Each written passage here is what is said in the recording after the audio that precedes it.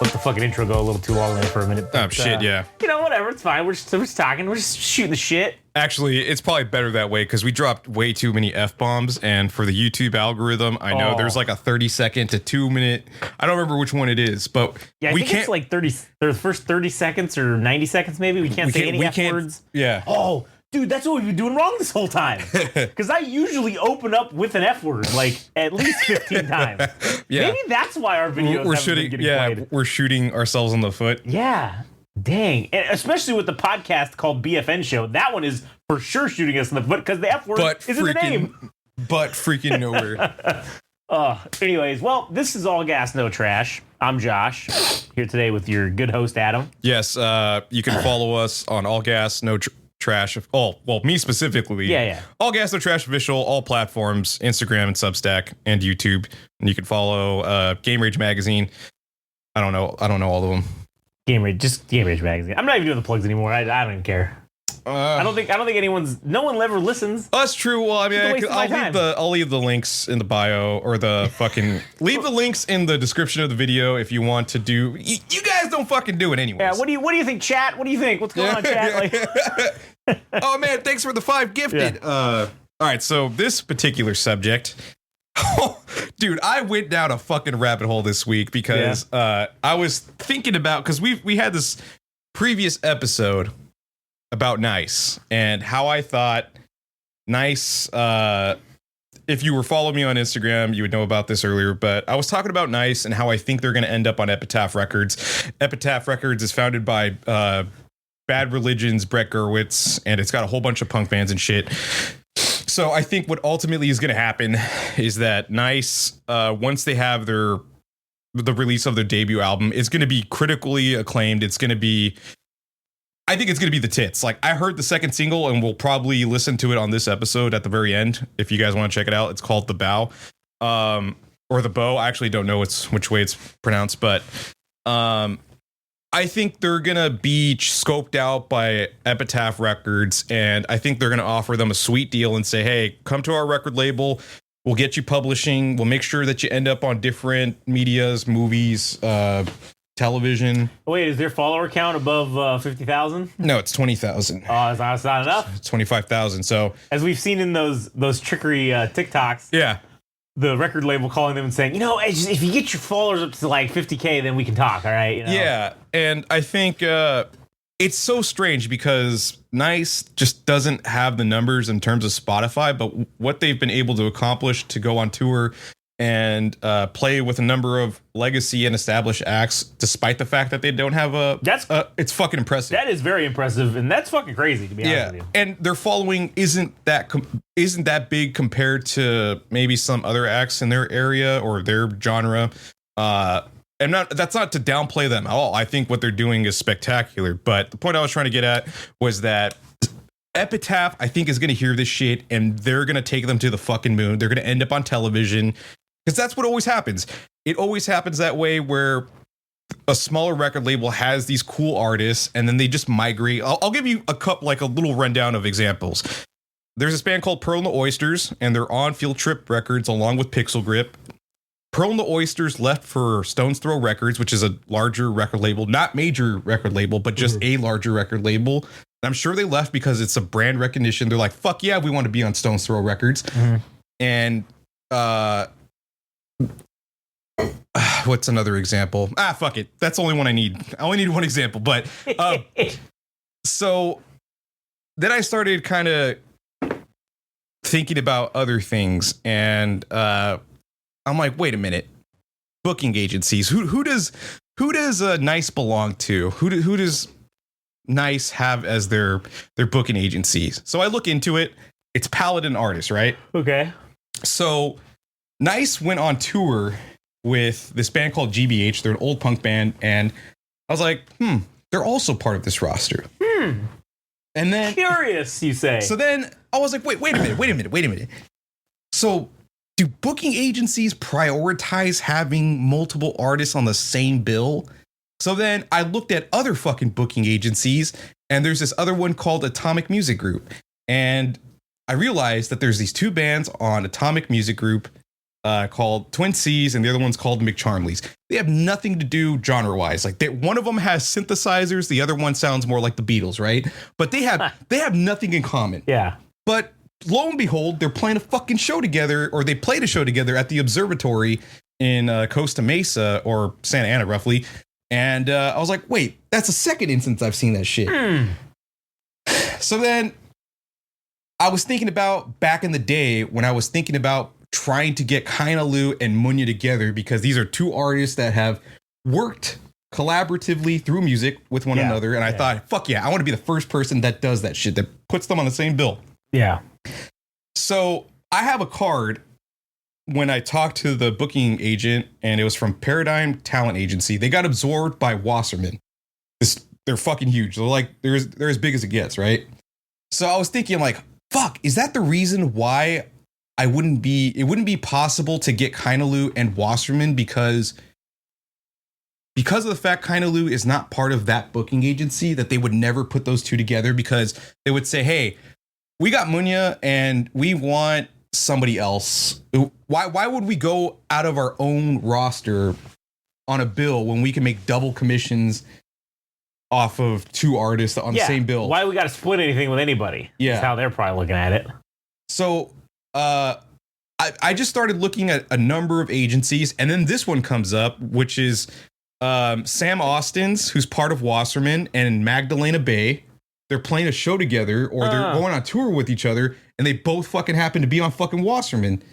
So I'm like, dude, is this like how it fucking works? Like that booking agencies will talk to talent buyers. So the talent buyer will come to the booking agency and say, hey, I want to book this artist. And then the booking agency will say, sure, you can make that happen, but I need to handcuff another artist with you, because in order to get this one, you got to get the other one too. And at that point, somebody that's a talent buyer or a promoter would say like, I don't know about that one. Like I kind of wanted this lineup, and you're asking me to put on this other extra artist that doesn't really make sense, and I don't know if I'm really all that interested in it. And they're kind of like pushing it on you, because it's like, well, in order for this to work, if you want it this bad, and maybe they have that kind of leverage because the band is that popular, and then they can do that they're trying to get double commissions off of both their artists. So yeah, it could be, or it could just be that they want to discourage maybe a booking agent from doing something, and then they go, or not a booking agent, a promoter or a talent buyer. Yeah. Maybe they want to discourage them from doing shit, and then they're just like, oh, well, let's throw in some shitbag artists in here. And then they go, yeah, all right, cool. And they're like, oh, fuck, like, I guess we got to do this now.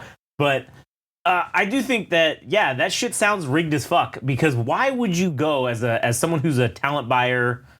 Why would you say, hey, so-and-so, I want to work with artist A, and I want to put on a show with them. And then they go, cool, but you got to take artist Z. Like, well, I don't fucking want artist Z. It's like a buy one get one mandatory. It's not free. Yeah, it's not. It's free. Mandatory. It's like buy one get one mandatory. It's like, well, this show. What if this show sucks? And that's the thing that the booking agencies don't. I don't think they give a shit, because they're like, well, that's not our problem to sell tickets. That's your problem. Like, we don't give a shit if this is a bad combo. You sell the tickets. Go on, get. Yeah. And that really does show you how talent buyers and those type of people and promoters have zero fucking power. It's true. I mean, the only thing, it's so fucked up, because it really speaks to how independent promoters and independent venues and independent talent buyers of venues, they're basically leveraging chips for Golden Voice and Live Nation, because they'll go and say, hey, we want to do a show with you. And then it doesn't really work out, because it's like, we were really going to go with Golden Voice. We just used you because we wanted to up the price. Because there was a demand for our artist, we wanted the best we can get. And we know if there was a monopoly with Golden Voice or Live Nation, it wouldn't be possible to get an extra 10 grand if there wasn't another venue fighting for our artist. But anyways, just to tie that in back with Nice. So what I would suspect would happen with Nice is that they would get a nicer booking agency, right? Mm-hmm. So one of the bands that I had seen in the past, like 5 or 6 years ago, was this band called the Linda Lindas. And by virtue of signing on to Epitaph, and even that was fucking suspicious. So I saw them perform at this Day of the Dead thing at roughly around Halloween, and there was ABC 7 News. They were there, and I even think that is suspicious in and of itself. So the pandemic rolls out. This band goes and plays at the Los Angeles Library. I don't remember which one. And they play the song called Racist Sexist Boy. And it's not the fact that there's anything wrong with that particular song. It was that they became internet sensations after that point. And then I think the day after or the week after, they signed to fucking Epitaph Records. And then, they go and appear on Jimmy Kimmel or whatever fucking television show. I can't remember which one. And yeah, they're megastars. But the thing that was suspicious is that once they signed to Epitaph Records, they became part of the booking agency CAA, right? Okay. It's a big fucking agency. So I was like, So that show that they played with the Yeah Yeah Yeahs, who are a band back from the 2000s, and they're more of a legacy act, but they're still huge. Yeah. They played with the Linda Lindas. So I was like, was the Yeah Yeah Yeahs part of are they part of the CAA agency? And lo and behold, it's fucking true. So it's like, once Nice gets into that, they're going to start playing with artists that are part of whatever fucking booking agency. Yeah. So it just turns into once you start moving up the fucking ladder, everything becomes extremely fucking curated, that it's only ever going to be with artists from a booking agency roster and probably nothing else. Like, if you had it in your mind that you wanted to see two punk bands that have never played together, it's less likely to happen if they're part of two different booking agencies. Yeah.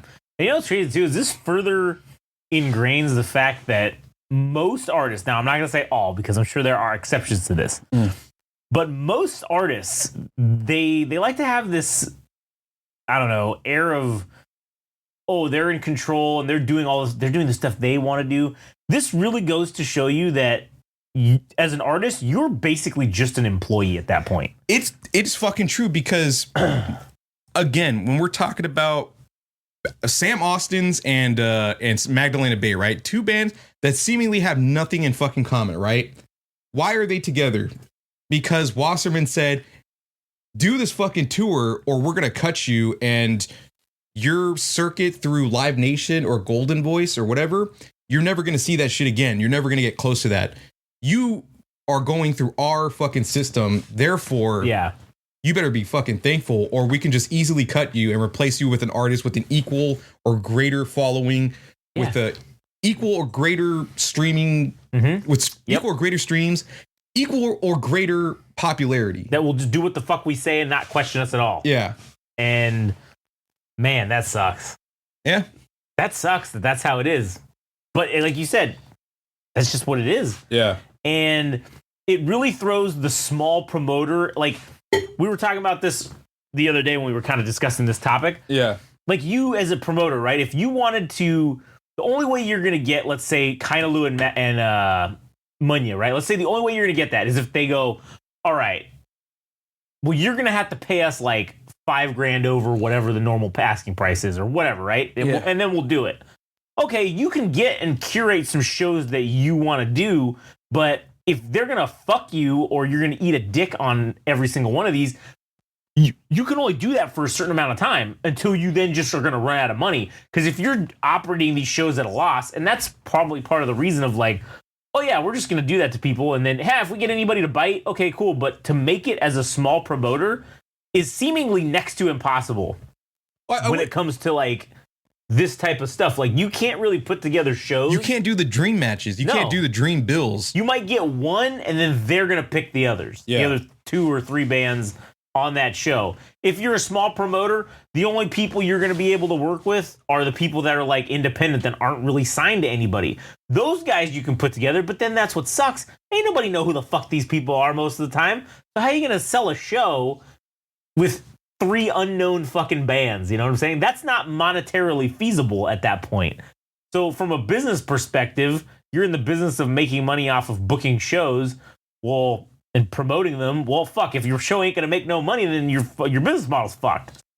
Yeah, and for smaller venues, I think it's probably slightly easier where they're like, we're not expecting much from this show, so why don't you just take 50% of the door and we'll keep 50%, and then obviously the alcohol sales and everything else go to us, and the 50% can be divvied up between the 2 or 3 bands that are on the thing, and then whatever's left over you can keep however you decide you're going to do it, because at that point bands don't even have leverage in themselves to demand anything. No, they don't. But I don't know, man. It just makes you realize that at some point things become curated to the point that you're not really in a position to do anything about it. It's like money over what would be awesome. Like, you wanted to play with this band, too fucking bad, because you're going to play with somebody else on the roster. Too fucking bad. It's true. It's true, though. You just shut up, employee. And that's what it is. Like, when you sign with an agency or a label or whatever, you're just signing up to be a goddamn employee. Yeah. You ain't escaping shit, buddy. You're now you're corporate, bitch. Like, you're in the system now. Yeah, and you might as well, I mean, if you're smart enough to do that, to route your own tours and shit, by all fucking means do it. Because at least there's the prospect of you playing with your fucking buddies. Yeah. Versus signing with a booking agency and in all likelihood never getting to play with people that you actually like. Yeah. Unless they're bigger than you and the booking agency says, oh man, you definitely have to fucking play with them because we need to write the coattails of that artist so that it can rub off on you and you can get your bag. Yeah, true. And you can grow your following or whatever. Yeah. So I don't know, but yeah, it does seem like this is just one giant scam. Like there's no real other explanation for it. Yeah. It's just scammery. Yeah. And to add a bit more about Epitaph Records, which I also think is suspect because I wouldn't put it past a record label to do this. So they have this one other artist. So talking about like the Lindas, right? And having their moment at the library and shit. I think that was a setup. I think that was something to get people excited and create a buzz around the band. And then once they signed, they're like, oh, fuck yeah. They're going to one of the biggest punk record labels in Southern California and possibly the United States and also maybe around the world. They have this other artist, a smaller artist named Aerial View, right? Mm-hmm. So this artist went out to Life is Beautiful. It's a concert in Las Vegas. And they fucking happened to be at this festival, and Green Day was one of the headliners, and they're standing in the front row. And of course, there's some kind of bullshit segment where they're gonna have somebody from the audience hop on stage, and guess who goes on stage? This girl named Harmony that's part of Aerial View. She's gonna play guitar with fucking Green Day, and I'm thinking that is the biggest load of staged horseshit that I've ever fucking seen. That somebody from a punk record label is going to hop on stage with Green Day to have this moment, this artificial moment, so that they can create a buzz around Aerial View and everybody be like, oh my God, I didn't know this girl was in Aerial View, this band that's also part of Epitaph, which also would make it more sus to be like, wait, what the fuck? Like, yeah. So I just went down a whole rabbit hole with Epitaph Records, and I think that moment was staged. I'm like, shit, dude, where does it fucking end? Where shit staged? The shit with Jocko Teen? Yep. Everything's staged. It's all a stage play at this point. Yeah. And they're trying to create these fucking moments that probably may be real too, or maybe they aren't real, between the artist and another artist. Or what I believe happened was that Green Day and Epitaph talked about this and the girl didn't know, or all three of them knew, because in order for her to perform that correctly, she would have had to perform it in advance. Right. Yeah. They had to have known. It was all set up. Yeah. It's all set up. And that's terrible. Yeah. So yeah, everybody, and that's the thing that sucks, is it's all in this like elitism type deal. And like, you can't get in unless you're like, you're cool with somebody. And then you can maybe get in, and that just sucks too, because it's also discouraging to people who are legitimately trying to like get into it and are good and talented and will probably never make it because they're not, they either don't have one little piece of the puzzle or they're not connected in some way that'll get them in. Yeah, which probably, I mean, if we were ever to do shows in the future, it's gonna have to be through building this brand, quote unquote. Yeah. And making it better and making it universal to the point that people are like, oh man, these guys curate fucking awesome music. I gotta be a part of that. I gotta be part of that. When are they doing their first show? I gotta find out. But that's only after the fact that we're yeah. It's like there's no you have to put the cart before the horse in this instance. Yeah, apparently. Which is fine. I don't care. I don't really care about doing shows because I don't want to fucking deal with people, and it's fine. It's when people come to us and say, hey, you guys are doing banger shit. Let's fucking do something about it. But enough of that. We're gonna do a quick listen of a track from Nice. They came out with their second single, and I gotta hear what Josh has to think about. All right, let me find it. What's the? Oops, that's Apple TV. That's not the one. It's called The Bow or The Bow. I'll look for it on my phone. We'll play it on that. The VOW. The Bow. Oh, BOW. I just said The Bow or The Bow. I don't know. The Bow. Nice. Oh, that's Bow Wow. No, the Lil Bow. Bow Wow. Lil Bow Wow. NIIS, right? The yes. Bow. Nice. The Bow Ties. This is not. I don't even think this is on here. Is this on Apple Music? NISS. NIIS. Oh shit, that's why I spelled it wrong. NIIS. Nice. Oh, here we go. Yeah. The Bow. Nice World. The Bow? Yeah, The Bow or the Bow? I don't know. All right, we'll give it a listen. All right, here we go. Ready, go. All right, that was Nice. The Bow. Damn, that was fucking sweet, man. I can't wait to do this album review. Dude, I think I can sense it's going to be a 10. Oh, I honestly, if this is a preview and it's anything, if the rest of the album is like this, oh my God, it's going to such be a 10. Now, however, what was the last album review we did? Wooz. Okay. Remember that started off fucking strong and we thought, I thought for sure, I was like, this might be a 10, and it just sucked a dick after that. It just slowly petered out. Yeah. Like, I hope that's not the case with this night. No, I don't think it will. I hope it's not, but dude, I think this band is gonna go fucking number one with the bullet. I'm telling you, man, this is the transition of a band from KXLU to K-Rock. They're fucking going mainstream, not because they were told to. It's because they made the conscious choice to expand their sound and make some bitchin' ass music, but still have the aggression there. And dude, it's I could taste it in my fucking mouth, dude. It's fucking. These guys are gonna be fucking loaded with money, man. They're gonna kill. Oh yeah, they potentially have a mint making capacity right now at this point. Yeah, and we'll see. Is this their first album? Yeah, it is. It's their debut album. Fuck, we're on top of it, man. Holy shit on a stick. Yeah. Well, March 28th. What day of the week is that? I think it's probably. It's always a Friday. I think. Hopefully Friday. Let's see here. Usually a Friday. I'm just curious. March 20. It's a Friday. 8th. Yep, it's Friday. So, well, it looks like we will be listening to that extremely quickly on the 20. We'll probably have that episode out the next day or on the Sunday, the 30th, a couple days later. Yeah, we're probably like a month and several days. Well, it's a month and 5 days. Yeah. So, yeah. Well, shit, there's only 28 days, so technically it's just basically a month. Oh, I guess you're right. Yeah. So we have that happening. Hopefully you guys check it out because I'm pretty fucking stuffed. Dude, I'm telling you right now, this might be album of the fucking year for me already. Just off of one song? 2 songs. Oh, there's 2. I haven't heard that one. This is monumental shit.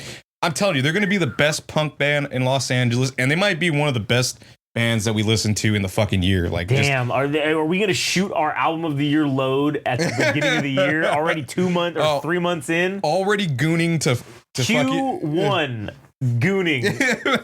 Gooning to fucking Nice, dude. Damn. Yeah. Well, you know what that is? Nice. Yeah. Let's get that out on a tray. Nice. All right, we're done here. All right. You already know all the links, so I'll post them. Yeah, you can suck my ass. Yep.